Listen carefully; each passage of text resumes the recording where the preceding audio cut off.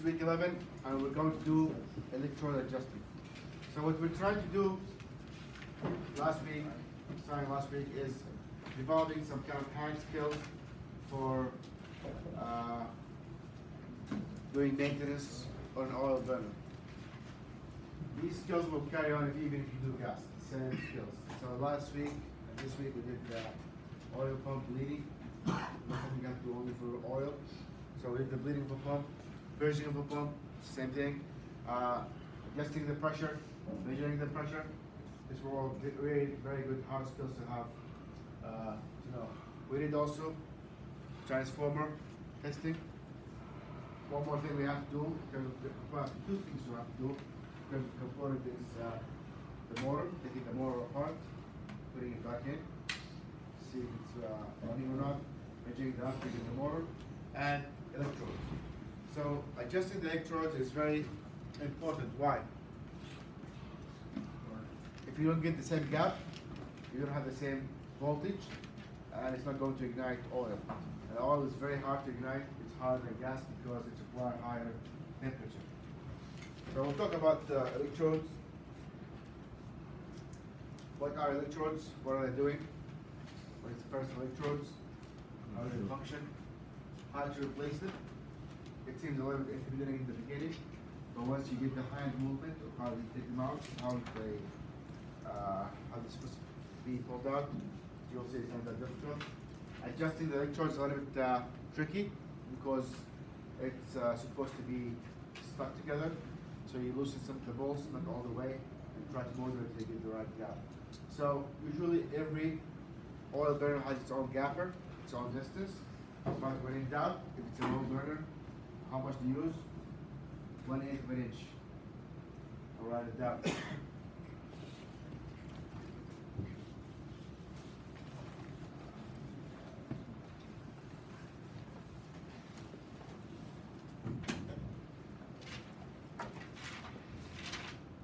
So these are my electrodes.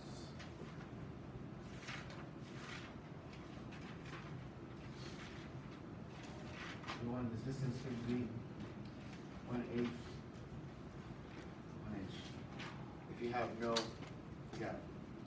And you will notice that the distance, the nozzle will sit in the middle.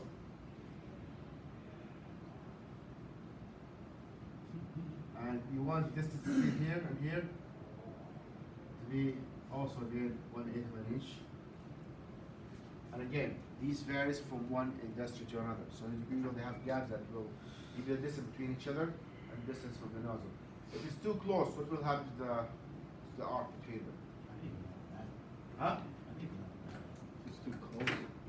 Say again? I said I didn't even know that until now. No, it matters. So those two distances here, this is in here, this is in here, and here you have the mark. If you're too close to the nozzle, it might arc to the nozzle. Yeah. If it's too far apart, it might not arc. It might arc through the nozzle and not to each other. No good. If this insulation is cracked, it's gonna arc into the nozzle again. You're gonna leak some. And again, you have 10,000 volts and you want 10,000 volts at the tip. So they do crack and break. And we'll see how to replace them and how to adjust them. How to test the electrodes? There are some tools where you can test the electrodes, but usually we just test them visually. You look at the ceramics, make sure it's clean. There are some tools that you can use to see if the ceramic is leaking voltage, but not a lot of people do that. They just change those periodically. They're not that expensive. Have you ever replaced your spark plugs? They have ceramics in it, and there's a gap recommendation for each engine, and you do the gap between the electrodes in the spark plug. Same thing we're doing here.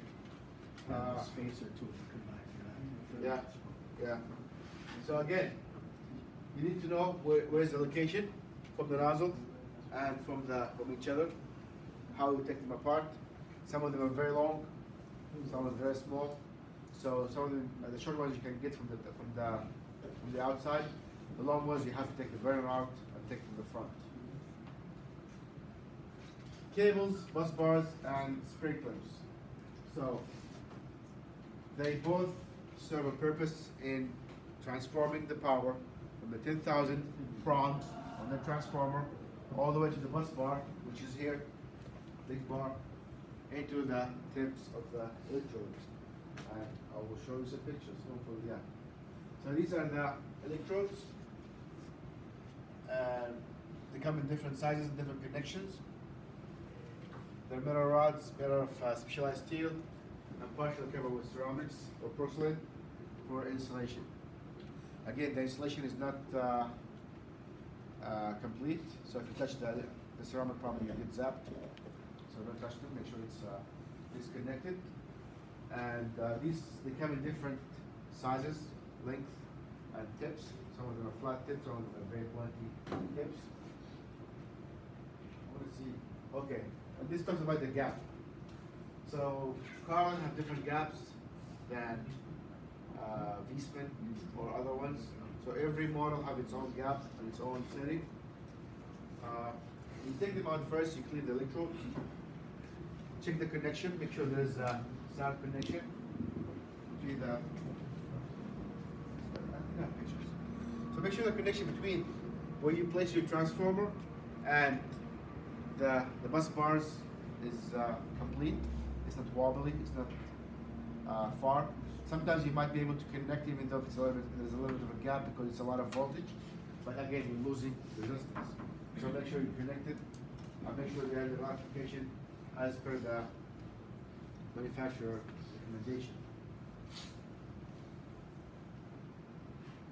There is this tool that you can use to test the porcelain, if it's leaking or not. Not a lot of people do that anymore. We just change them periodically because it's really hard to visually see if there's cracks on the, if they're not visual, it's really hard to know if there's cracks or not. And again, you are working with 10,000 volts. This light bulb sometimes is not very accurate. And for residential, they're not that expensive. You get a set of electrodes for $15, so you're rather off just like change the electrodes. And over time, you expect the tips to wear out. They are subjected to 10,000 volts. There's an arc between them. They'll wear out, will wear down. So you just have to change it. So usually we visually take them out, look at cracks. The cracks not necessarily because they drop, it's because of the heat, the expansion and contraction, and over time they just might just crack. And also, the burner is running at least 3,400 RPM. If there is some kind of vibration over time, this vibration can cause the ceramic to crack. Ceramic is very brittle. So this is how we take them out. It looks a little bit challenging, but it's not, especially if they are short. And also, always follow the instruction from the manufacturer on how we take them out. These ones, because they're short, are really easy to pull out from the top. Some of them come from the behind. You pull the door out, and you can pull the electrodes. They are connected to the nozzle line. So we all used the nozzle line last week to connect our pump line. It has oil going through it. So they are connected together with the nozzle line into the burner. And this burner neck is very short, so it's going to be short electrodes. If they're very long and there's no way to pull them out from the top, probably there's an opening from the back where you can take it out. If it's too long, you cannot get to it from the top or the bottom. You have to take the whole assembly out and pull it from the front. So we'll try to experiment with that, how to take them out, adjust them, put it back in, connect them, and measure the gap between them. Different settings. This one is Beckett. So if we look at the assembly here, there's a screw here that hold the diffuser, or sometimes they call it the turbulator. What basically it does, it gives the air some spiral, so the flame will be a little bit more contained. So this will hold the neck in place, the neck of the diffuser in place, and also it will hold the gap between the two electrodes together. You'll see a screw here that will loosen the gaps. So you want to be loose, but not too loose. If it's too loose, they're going to wobble. So you want to loosen it a little bit. And again, you don't want it to be too tight. what happens if it's too tight? It will crack the ceramic. There's a YouTube video, I'll watch it later. But this is the gaffer. How do we use this one? So this side here will go flush with the nozzle, and the tips of the electrodes should be touching the end of this gap. When you see it, when we do it together, you'll see how it works. It's a very easy way to just set it the right distance between each other, between the nozzle without having So it's a tool. yeah, but that every burner has its own tool. So Bickett has their own tool, Carlin has their own tool, and so on. So by now, actually a skip one part, we'll have to do that later. Hit the pump, bleeding and adjustment. The motor wiring diagnostic, that we'll do next week. Basic wiring, we did that. We did piping, threading, and copper processing. And now we will doing some electro adjustment and real testing. We can fire it and see if it runs or not.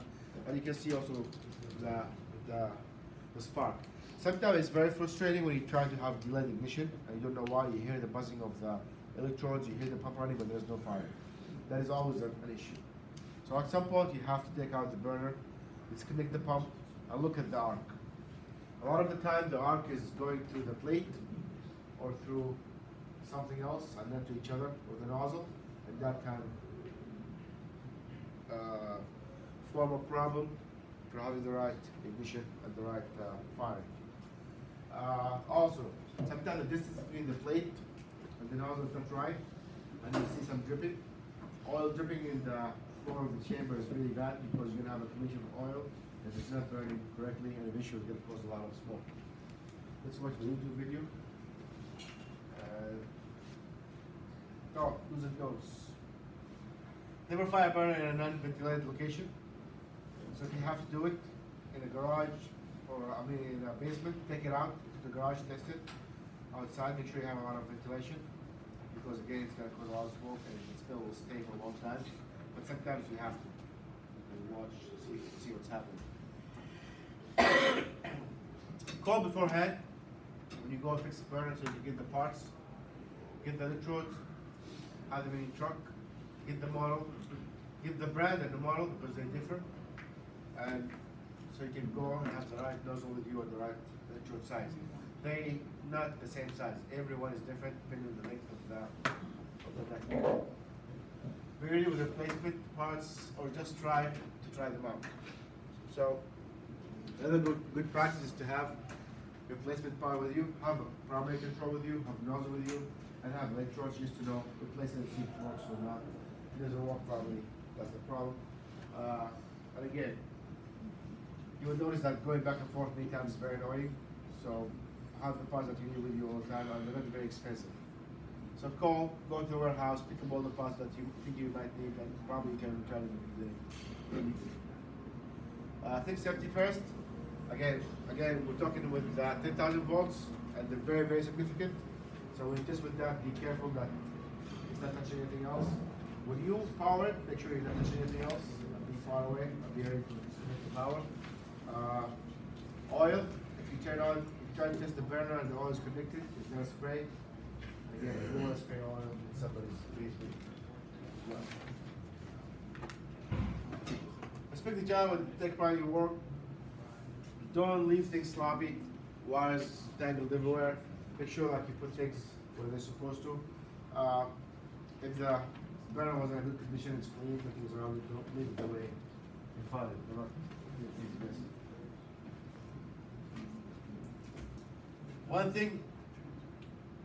One more thing is like, there's no shame in saying I don't know. If you don't know how to do it, you can go and seek some help. Just don't get too adventurous, because again, it's somebody's safety, somebody's livelihood. You might go and buy the wrong part and try to finagle and do fitting. You putting yourself and the owner in danger, guys. So make sure you, if you're not familiar with that piece of equipment, call the headquarters and say, hey, this is really new, it's different, it's not the same. Always be ready to call for help, and if you don't know, do not be too adventurous. Again, especially if you do like service calls during the winter, if the boiler broke or out of service for 2 days, that could be a major issue. So there's no shame in saying I don't know. We're all learning. And again, like all boilers are the same. Every one of them, you can have the same boiler, but every time it can be reconfigured differently. Similarly to the car mechanic, usually they're familiar with one type of cars, and if you bring a foreign car or something different, they'll say, yeah, we're not familiar with that, then they'll go to admission, because again, it is your license that underlying it. So if you don't know, so I don't know. Now we're gonna keep learning. Learn about new models. Most companies, they offer free training. If you work for Beckett or Collins, they do offer like a 2-day or 3-day training on their equipment and the best way to do it. And usually those trainings are free again. And if you go to Mistec, they will talk about also existing boilers and high output boilers. They give you training. So the company, it's in the company's interest that you will train on their equipment. And just because you know one model very well doesn't mean you know the other one very well. So go do the training, and again, they will tell you all the things that you might face in the maintenance. And who else you can ask besides me and those? Huh? The boss, the team members, people at the warehouse, they know a lot of stuff because they always have to deal with returns and issues and recalls. So don't be ashamed to ask. Okay, what should I expect? What's happening here? What is this model that you recommend? Do you recommend a change? They work with the equipment and they work with recalls a lot and they fill a lot of forms, so they are a very good resource as well. There are some forums also online that you can go and check, and they are usually available. No questions, no answer. You gotta ask. Don't just improvise. Again, think about how much a boiler replacement will cost. Some small thing can cause the whole boiler to crack, and it will be your fault if you do the wrong thing. Let's, for example, you go in the middle of the winter, temperature outside is around 0, less than 0, and you decide to flush the system. What's gonna happen? Huh? Yeah, you're gonna crack it. You're gonna flush out all the hot water. You didn't give it enough time to cool off, and you put some cold water into it, probably it will crack. Most fittings, if they're cold, and you pump hot water out in it right away, it probably will crack. So be extra careful when it's during the season, because if you break something, it's really hard to get fixed right away. And also make sure before you take away a part that it's available. Some parts, like, they have 2 or 3 days ordering. If the motor is out, probably you're not going to find the right replacement, so before you take the motor out, make sure you have a replacement ready. Again, ask questions. A lot of people usually just feel shy to ask questions or look like they don't know, but we all ask questions, and no shame in that. 12 weeks. So this is your next week. So far we accumulated a lot of knowledge. You might not pay attention to how much we accumulated, but it's a lot. And we're going to keep repeating and building on it. So just because you saw something once doesn't mean that you got it completely. So you're going to see it again, it's going to look unfamiliar. You have to work on it again to solidify it. Let's watch the YouTube video.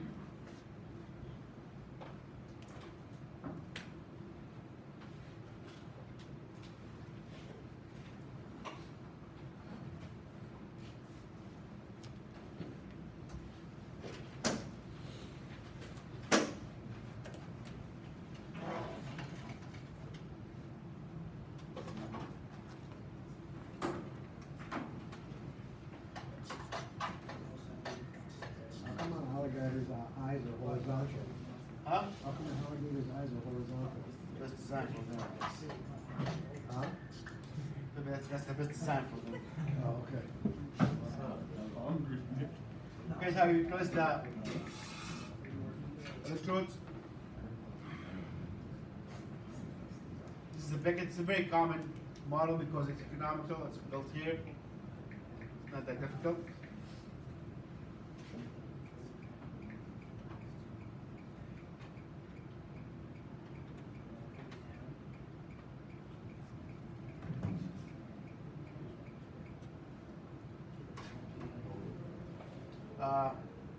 when we did the pump, I said that it's not a good idea to use adjustable.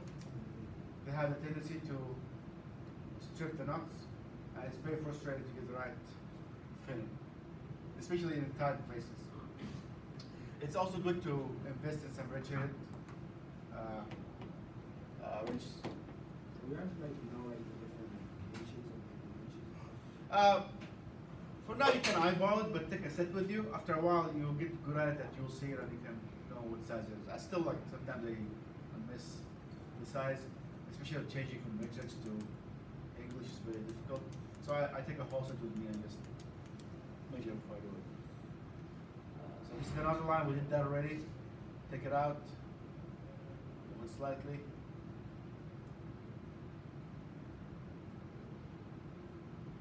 This is to loosen the nozzle housing. It's very tight. Don't use pliers because you will strip this part. It's very soft. It's aluminum. So push it with flat head and a hammer.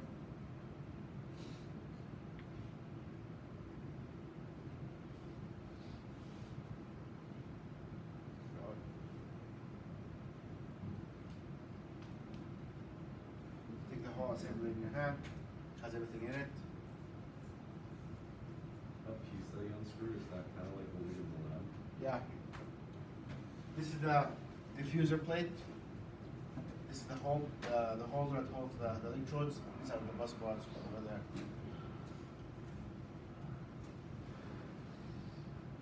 Loosen it a little bit, not all the way. This one has two. And you've noticed that the ceramic is where the holder is, so you do not leak any voltage to the holder. That's the bigger size.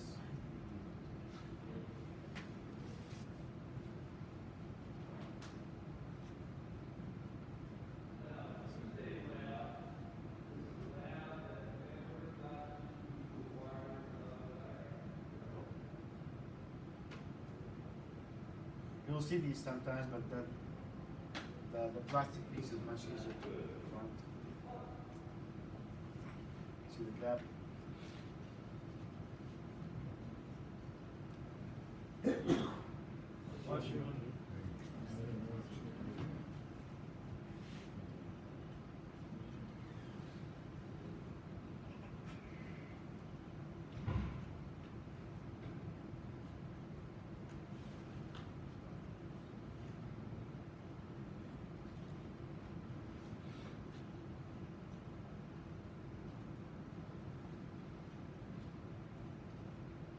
See how many parameters are there?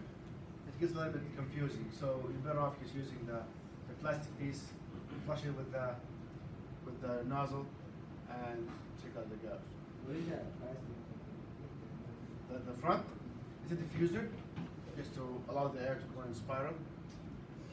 Once you check the gaps, you tighten it back again. You don't go too tight, it will break. Actually,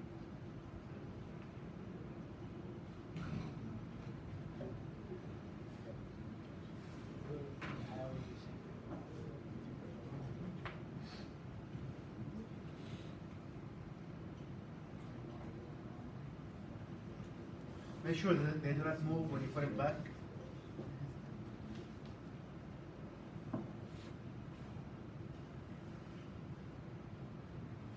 And there is an adjuster here. Make sure it didn't move. This adjust the distance between the nozzle assembly and the end of the run.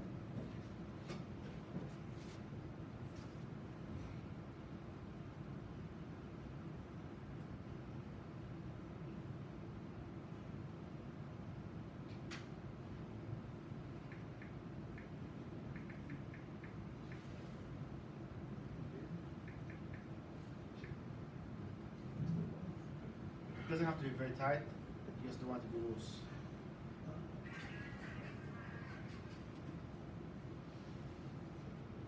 This has to be very tight because it has oil in it. That's it. And make sure when you put back the top, the truth, it is touchy. And some of them actually are very frustrating because there are wires that clips on the bus bars. Make sure they clip correctly. Okay, so we'll do this lab this week.